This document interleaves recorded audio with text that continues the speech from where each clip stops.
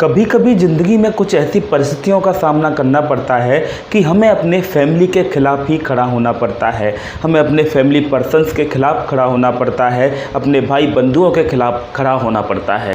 महाभारत युद्ध में भी अर्जुन को अपने भाई बंधुओं के खिलाफ खड़ा होना पड़ा। आज रिव्यू कर रहा हूँ हॉटस्टार स्पेशल पर रिलीज हुई वेब सीरीज़ आर्या को।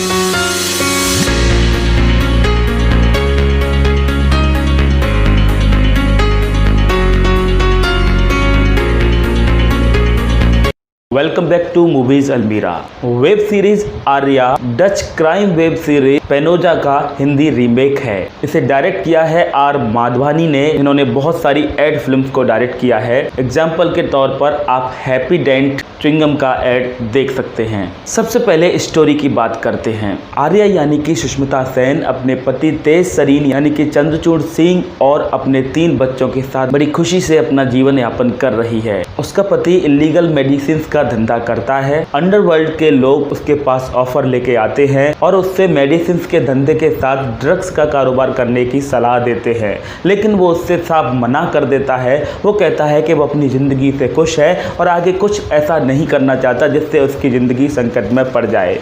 फिर कोई मास्क मैन तेज सरीन यानी कि चंद्रचूड़ सिंह की हत्या कर देता है और इस हत्या को उसका छोटा बेटा आदि देख लेता है। उसके बाद आर्या की ज़िंदगी में जो भूचाल आता है, उसके परिवार को जो संकट और कष्ट झेलने पड़ते हैं, आर्या को फैमिली और बिजनेस जो संभालना पड़ता है और किसने उसके पति की हत्या की है, इस सवाल का जवाब ही उसकी ज़िंदगी का एक महत्व रह जाता है। उसके पति की हत्या किसने की? क्या उन हत्यारों को आर्या ढूंढ पाती है? क्या आर्या क्राइम की दुनिया में कूद पड़ती है? ये जानने के लिए आप फिल्म को देखें। अब बात करेंगे फिल्म के स्क्रीन प्ले की। स्क्रीन प्ले काफ़ी अच्छा लिखा गया है, जिसमें एक बहाव है और घटनाओं को बड़ी सुंदरता से अंजाम देता है। हर एक सीन आपको देखने में अच्छा लगता है। बड़ी सुंदरता से प्रत्येक सीन को गढ़ा गया है। इतने सारे कैरेक्टर्स फिल्म में भरे पड़े हैं, लेकिन सारे कैरेक्टर्स पर बहुत ज़्यादा ध्यान दिया गया है और हर कैरेक्टर आपको इंगेज करता है। किसी भी एक कैरेक्टर को देखकर आपको ऐसा नहीं लगता है कि उस पर कम या ज़्यादा ध्यान दिया गया हो। सारे कैरेक्टर्स में बहुत अच्छी तरह से बैलेंस किया गया है और सीन्स को डायरेक्टर ने बड़ी सुंदरता के साथ गढ़ा है, जिससे आप फिल्म में हर कैरेक्टर के साथ में एंगेज नज़र आते हैं, हर सीन को देखते हुए एंगेज नज़र आते हैं। तेज सरीन की हत्या के बाद उनकी पत्नी आर्या, उनके 3 बच्चे और बाकी के जुड़े हुए सारे कैरेक्टर्स पर इस घटना का क्या प्रभाव पड़ता है, बड़ी बारीकी से इस बात को दिखाया गया है। वैसे तो ये फिल्म आर्या यानी कि सुष्मिता सेन के इर्द गिर्द घूमती है, लेकिन बड़ी समस्या का प्रभाव किस पर क्या पड़ रहा है, उनकी बड़ी बेटी अरु पर क्या प्रभाव पड़ा है, उनके बड़े बेटे वीर पर क्या प्रभाव पड़ा, छोटे बेटे आदि पर क्या प्रभाव पड़ा, सबको डायरेक्टर ने बड़ी खूबसूरती से दिखाया है और बड़ी बारीकी से दिखाया है, जिसे आप महसूस कर पाते हैं। फिल्म में दिया गया बैकग्राउंड स्कोर भी काफ़ी अच्छा है, जो कि हर सीन्स के अकॉर्डिंग रचा गया है। फिल्म में भगवत गीता के श्लोक और कर्म योगा को बैकग्राउंड में रखते हुए, जिसमें ये संदेश मिलता है, आत्मा ना मरती है ना उसे मारा जाता है, आत्मा ना जन्म लेती है ना भी मरती है। इस सब के साथ घटनाक्रम को दिखाना, जो कि स्टोरी के साथ इंटर रिलेटेड है, ये बारीकी फिल्म में देखने लायक जरूर बनती है। अब बात करेंगे परफॉर्मेंसेस की। तो सबसे पहले आ जाते हैं सुष्मिता सेन पर।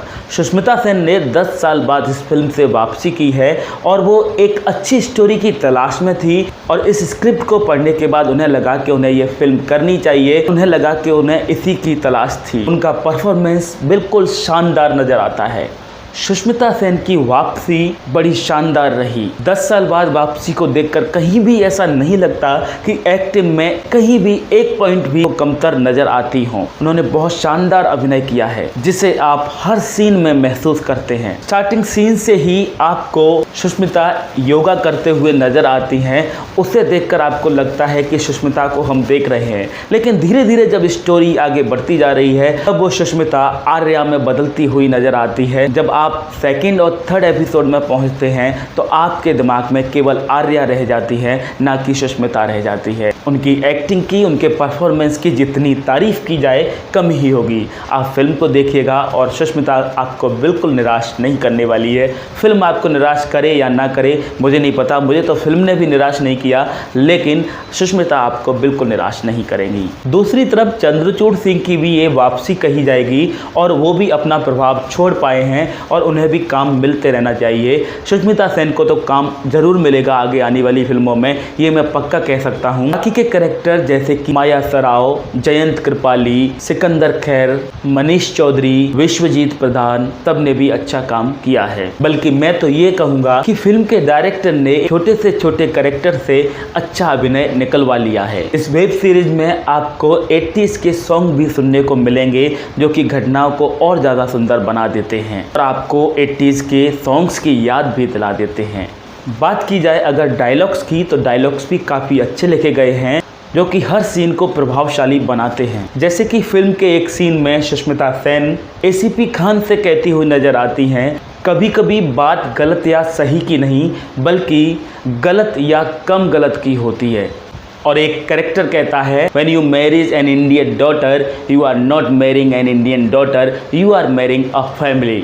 इस वेब सीरीज में एक ही कमी नज़र आ रही है और वो कमी हो भी सकती है या नहीं भी हो सकता है। वो कमी केवल मुझे ही लगती हो या फिर आप सबको इस वेब सीरीज को देखते हुए वो कमी नज़र आए। कमी है इस वेब सीरीज की लंबाई। इस वेब सीरीज के 9 एपिसोड्स हैं और हर एपिसोड लगभग 50 मिनट का है, जो कि इस वेब सीरीज को बहुत ज़्यादा लंबा कर देता है। इस वेब सीरीज के लास्ट सीन को देखकर आपको लगेगा कि इस वेब सीरीज का सीजन 2 भी जरूर आएगा। इस वेब सीरीज की स्टोरी, स्क्रीन प्ले, परफॉर्मेंस और सुष्मिता सेन की वापसी के लिए मैं इस फिल्म को दूंगा 4 स्टार्स। अगर लंबाई ज़्यादा ना होती तो मैं इसको 5 स्टार भी दे सकता था। तो आज के लिए बस इतना ही। खुश रहिए, आबाद रहिए, मुस्कुराते रहिए। Have a good day.